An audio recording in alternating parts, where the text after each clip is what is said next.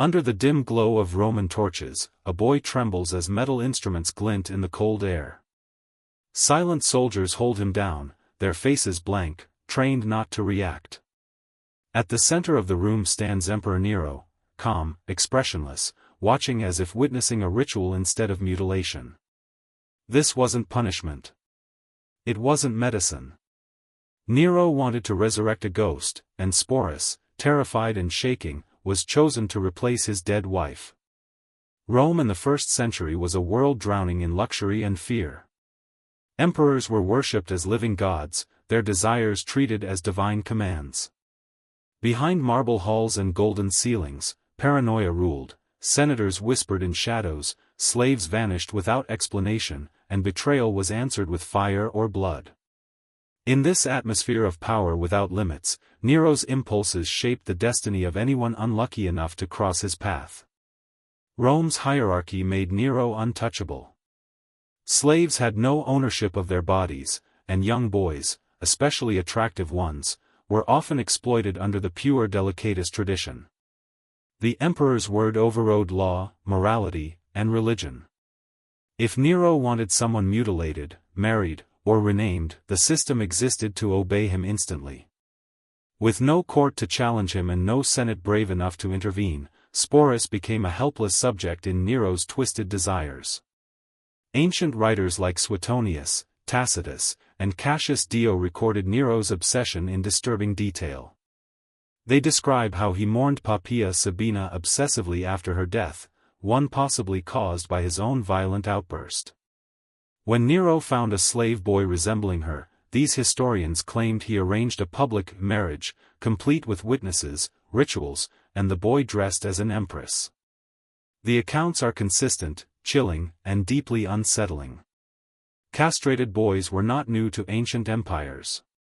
Persia and the East used eunuchs as guards and attendants, while Greece had its own history of exploiting young males. But Nero twisted this tradition into something uniquely personal. Sporus had done nothing except resemble Poppaea, Nero's beloved wife whose death haunted him. That similarity sealed his fate, turning him from a simple slave into the emperor's morbid attempt at resurrection. The operation was only the beginning. Once mutilated, Sporus was forced into Poppaea's gowns, layered in perfumes she once wore, and adorned with imperial jewels. Nero paraded him through Rome as if displaying a living ghost. At public festivals, the boy walked beside him, silent and pale, while crowds whispered in disbelief. At private banquets, Nero demanded guests acknowledge Sporus as empress. Every step, every breath, turned into a performance designed to feed Nero's delusion and deepen Sporus' nightmare. Nero's motives were a twisted blend of guilt, grief, and delusion. Poppaea's death, rumored to be caused by his own violent rage, left him spiraling. Instead of accepting loss, he attempted to rebuild her from another body.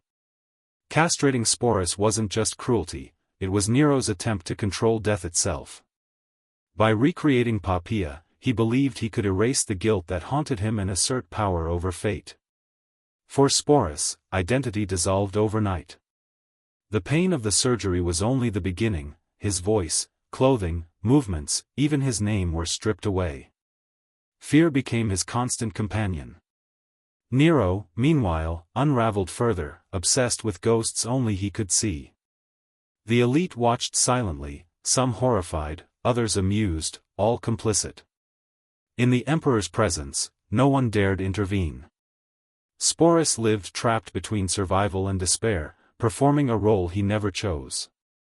After Nero's downfall, Sporus' nightmare didn't end. Rival rulers mocked him, forcing him to relive his trauma as a symbol of Nero's madness. Eventually, cornered and humiliated, Sporus chose death over further degradation. His story became a lasting reminder of the dangers of limitless power, how an emperor's grief and ego could destroy lives and twist history into something unrecognizable. If an emperor could reshape a boy into the image of a dead wife, what does that reveal about Rome's darkest secrets, and the silence that allowed it?